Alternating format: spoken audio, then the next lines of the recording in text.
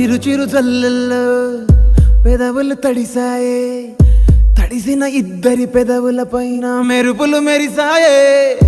ఉరుముల చప్పుడులో ఉరకలు మొదలాయే, ఉరుకుతూ ఉండే తలపులనేమో బిడియములాపాయే.